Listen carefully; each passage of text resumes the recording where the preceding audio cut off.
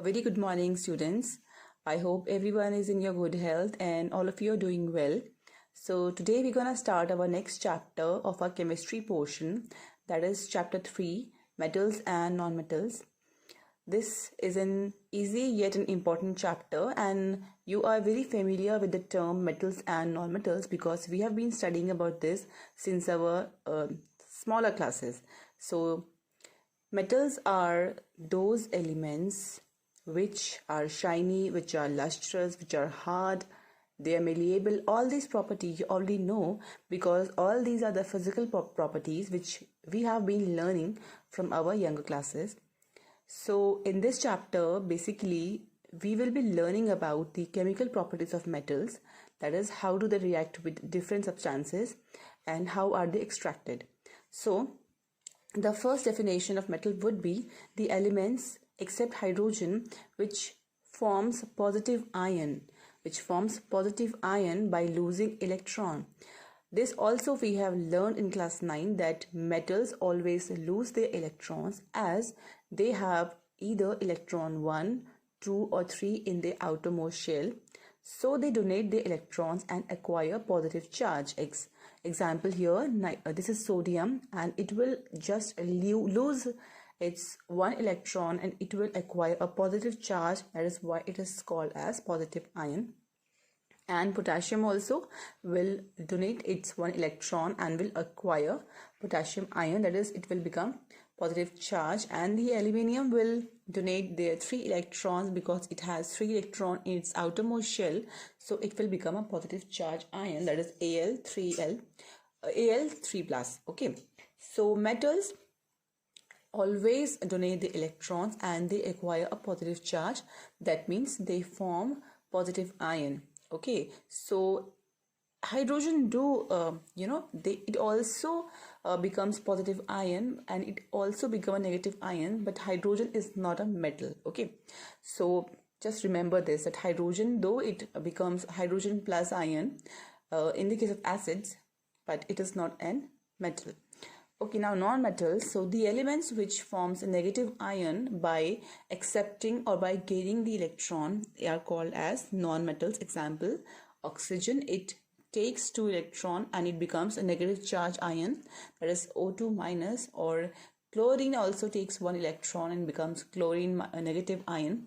So all the elements which acquire a negative charge when they are formed as ions are called as non-metals. So these are the basic definitions of metals and non-metals. So we will be reading about some physical properties of metals and non-metals with the help of the NCERT book. We will be reading activities which are given in your NCERT book. That is the first activity 3.1 is we have to take some samples of iron, copper, aluminium or magnesium which will be available at your homes. So iron is very, very common, which you can get easily. So we have to take these, any of these, and we have to rub them with the help of sandpaper.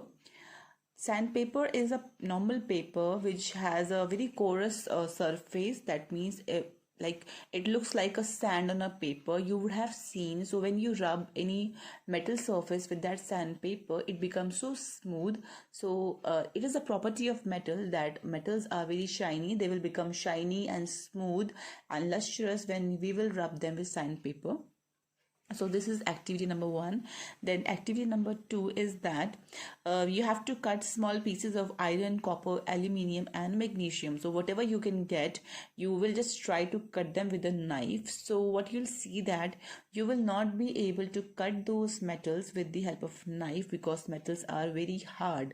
So the physical property of metal is that they are very shiny, they are having a metallic luster.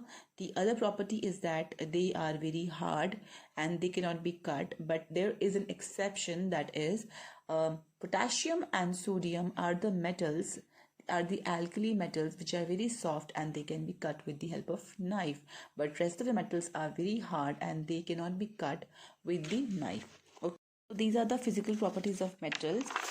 There are another activities in our book, that is the next activity 3.3, in which we have to take some pieces of iron, zinc, lead and copper, whatever we can get at our house, and we have to keep them on a block and we have to start hammering all these metals what we're gonna see that on hammering, these metals start become flat, because metals do have a property that when they are beaten or when they are put on an extreme weight, they just tends to flatten up, which is called as malleability. Like the property of metals to form into thin sheets is called as malleability, and the other property of metal is that they can be drawn into wires. That means all the metals are very very malleable and ductile, so they can change their shape. That is how we use golds and the other metals to make ornaments, because they can be easily beaten up into sheets, and the wires can be drawn out of them. You would have seen copper wires.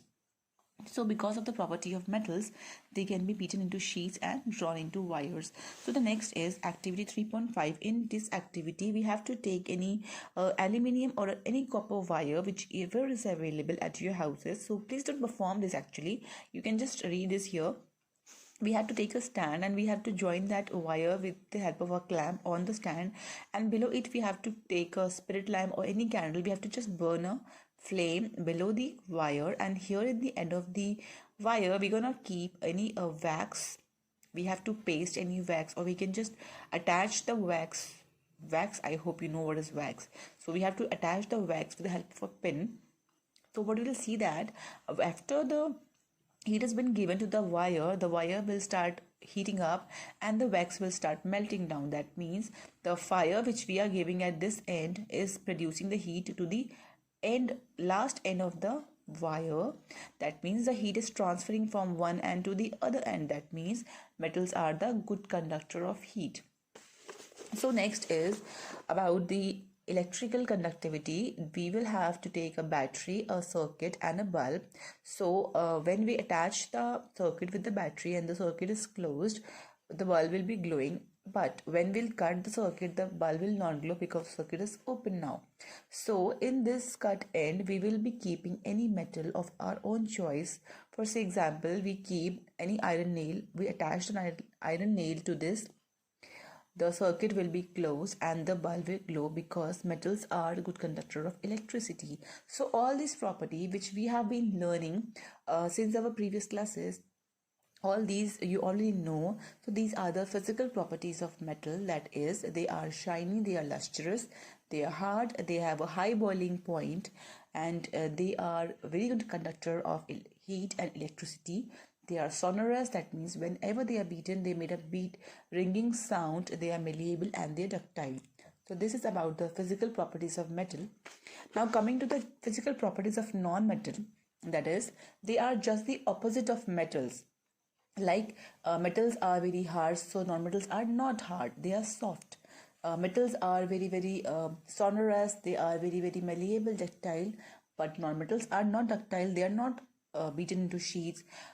For example, if we wanna have a piece of sulfur, and we will just beat them with the help of a hammer, what we're gonna see, we will just get the powdered sulfur form. We will not see any flattened up sulfur.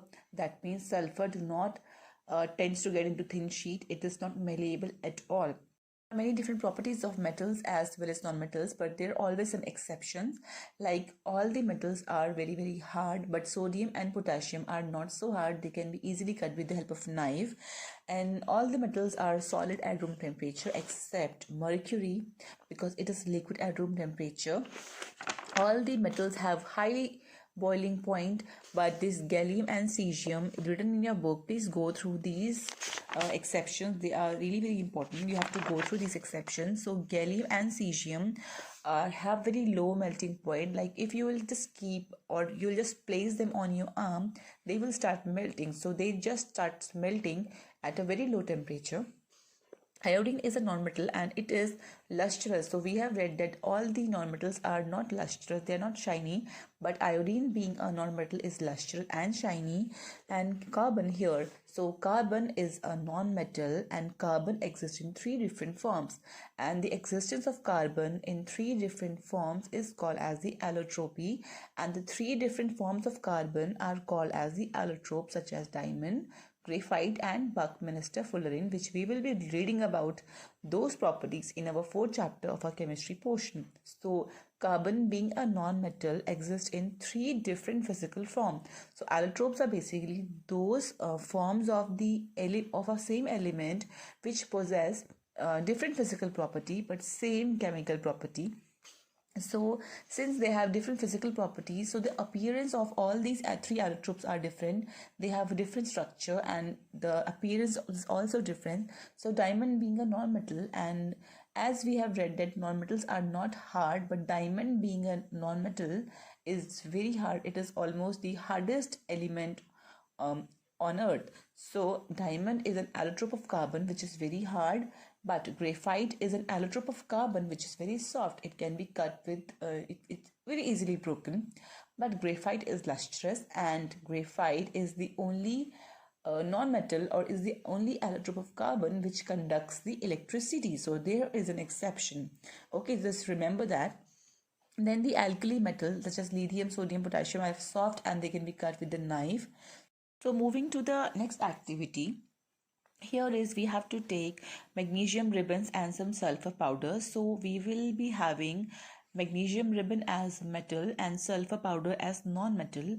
I hope all of you remember about magnesium ribbon. We have read about this in our first chapter where we have performed a just not perform, actually we have just read about this, that if we're gonna burn magnesium ribbon in the presence of oxygen, we will obtain magnesium oxide which is basic in nature. So in this activity also we have to take those magnesium oxide which we have got by burning the magnesium in the presence of oxygen, and we will dissolve it in water, and then we will do a litmus test. What we'll find, we will see that the magnesium oxides are basic in nature. That means they turns the red litmus into blue, because basis turns red litmus to blue. Okay, then the same thing we will be doing with sulfur, but sulfur will be burnt in a spatula, and then we're gonna place the spatula, we're gonna keep the spatula inside the test tube so that all the fumes which are produced by burning sulfur can be obtained in the test tube. So the fumes will be sulfur dioxide. Okay, so those fumes will be mixed with the water, and what we'll get, we will get a mixture of a non-metallic oxide. So non-metallic oxides are generally acidic in nature, so when we'll do the litmus test, they will turn the blue litmus into red. So here comes the main part of the chapter, that is the chemical properties of metal. So in the chemical properties of metal, there will be different properties such as when metal reacts with water, when metals react with non-metals, and so on. So first is when metals react with oxygen, what happens? So when metals react with oxygen, they convert into metal oxides, that is a basic oxide. Whenever any metal reacts with oxygen, it forms metal oxides, and metal oxides are basic in nature. Example, we have done this already in our first chapter, that is magnesium plus oxygen gets MgO, that is magnesium oxide. Here I've balanced the reaction, and when this magnesium oxide is dissolved in water, it produces a base that is called a magnesium hydroxide, and bases are always basic in nature. So whenever we will have a base, it will turn any red litmus to blue because it is a basic property of any base. So all the metals oxides are basic in nature. Okay, so this is a main thing, that metal plus oxygen will become metal oxides, and they are the basic oxides. So here are some examples which are mentioned in our book. I will be going with them. Okay, now, so the other example will be copper and oxygen. So copper react with oxygen to give copper oxide, which is also a basic in nature. I would like to tell you something that you would remember about the reactivity series. So in your book there is an reactivity series. Please do learn that. I will also give you in the written form the reactivity series, because that will help you a lot in this chapter, because every single thing will react with these metals with a sequence, that is the metals which are in the high order with the reactivity series, they will react very rapidly, and the metals which are below or in the least order in the reactivity series will react very steadily, or they won't react at all. So same, as we know that the potassium, sodium, potassium, lithium are in the top order of their reactivity series, so they will react very quickly. That is Sodium metal and potassium metal, they react with the oxygen, but they don't need to burn in the oxygen. They just react readily with the oxygen. As soon as they are exposed to the oxygen, they start burning. So sodium and potassium metal are so reactive that they just burn themselves even by not any igniting the heat or igniting the fire. They itself starts burning because they are so reactive that they burn with oxygen by their own. So that is why they are kept under the kerosene oil, because they are so reactive that they will even burn with the water. So they can't be kept in the air, they can't be kept inside the water, they have to be kept in the kerosene oil because they are very highly reactive. Okay, so here is the reaction. 2Na plus O2 gives Na2O, that is sodium oxide. Please, you have to learn all these reactions which are given in your book and which I am mentioning here, and you have to remember these points that sodium metal and potassium metal are very highly reactive, that they can also react in the oxygen and in the water. That is why they are kept under the kerosene oil. So they are very reactive, even they can react with oxygen at room temperature, even when the temperature is not very high. Okay, so when sodium reacts with oxygen, it forms sodium oxide, and when this sodium oxide is dissolved in water, it forms a base, which is called as sodium hydroxide. Same with the case of potassium. Potassium reacts with oxygen to give this potassium oxide, that is K2O only, not 2 is not here, K2O. And when this K2O is mixed with the water, it forms a base that is called KOH. And all these are basic in nature. Okay, now there is another thing which is called as an exception in this, because we have read that all the metal oxides are basic in nature. Property of the metals which can be acidic oxide or which can be basic oxide is called as amphoteric nature. So when aluminium is heated with the help is burned in the presence of oxygen, now it will not burn very easily, it will do take some time because aluminium comes in the lower order than these potassium, sodium and all the other things. It is all also below the magnesium, so it will take a time to burn, but when it will be burned, it will form aluminium oxide, it's Al2O3, and this Al2O3 is amphoteric in nature. How? I will show you that amphoteric oxides are those metal oxides which shows basic as well as acidic behavior. So they can behave as acid or they can behave as basic. Only the oxides, not aluminium or zinc, the oxide form of these. So what are the amphoteric oxides? Those metal oxides which shows basic and acidic behavior. Example, there are only two amphoteric oxides, which is aluminium and zinc. So first we're gonna see the reaction of aluminium oxide with the acid. Since we have read this, all the acids reacts with metal to form salt, okay, and water, which we have read in chapter number 2. If you remember that, please go to the chapter once again if you have forgotten. So the acids react with bases to form salt and water. So here is the base, which is Al2O3, aluminium oxide, and here is the acid. So it is actually the metal oxide, which can also be a base. So when it reacts with HCl, it forms AlCl3, that is the salt, aluminium chloride and water is released. So this aluminium oxide is showing a basic property, which is very common because all the metal oxides are basic in nature. But when it reacts with a base, when a base, a metal oxide which is a base itself, which reacts with base, what happens then? It do react with the base also, and a salt is produced. So this is a different property of an of this metallic oxide. So because of this, the aluminum oxides can react with an acid as well as with the base. It is called as amphoteric oxide. Now ampho and amphi means both. You would have learned about amphibians. Now amphi is a term which means both, like in both the things, okay, common. So it when it reacts with a base like NaOH, it's sodium hydroxide, it gives sodium aluminate, that is NaAlO2, sodium aluminate with a salt. So Al2O3 is behaving as an acidic oxide. Okay, now zinc also holds the same property, that is when we burn zinc in the presence of oxygen, it forms zinc oxide, and when this zinc oxide is reacted with HCl, it forms zinc chloride and water. So basic oxides, okay, is fine, is reacting with acid and it's producing a salt. It's very common.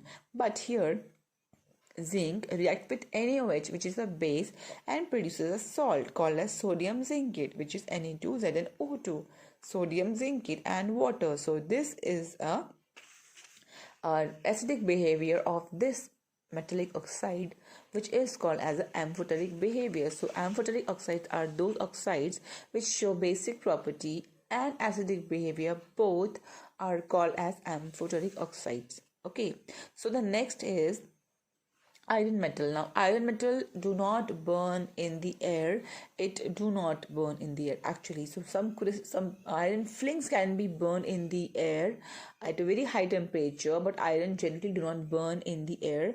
But when it does, it happens that Fe plus O2. So Fe will react with O2, it will form Fe3O4. Now Fe3O4 is called as iron second and third oxide. That is, iron second means iron second is here like FeO is iron second, which is called as ferrous oxide, and iron 3 is Fe3O4, Fe2O4 actually, 2O3, which is called as ferric oxide. So when both of these are mixed, we call them as iron dot will be there, iron second and third oxide, because iron this is called as magnetite, which is formed in the earth, which has a magnetic property, and this is very rare to obtain, and this is very common. So we get both the things, that is Fe3O4 on heating the iron metal. And then the copper do not burn in the oxygen, it just becomes black, but it do not burn, and the black color is due to the formation of copper oxides. And there are many more metals which are in the lower order in the reactivity series which do not burn. So this is about your chapter today. So it was an introduction lecture today. In the next lecture, we will be reading about more of the chemical properties of metal, like how the metal react with water, how the metal react with non-metal, and how the formation of bonds are formed. So please read this in your book and go through the video so that you can understand more clearly and try to solve the question and answers. Till then, take rest and thank you.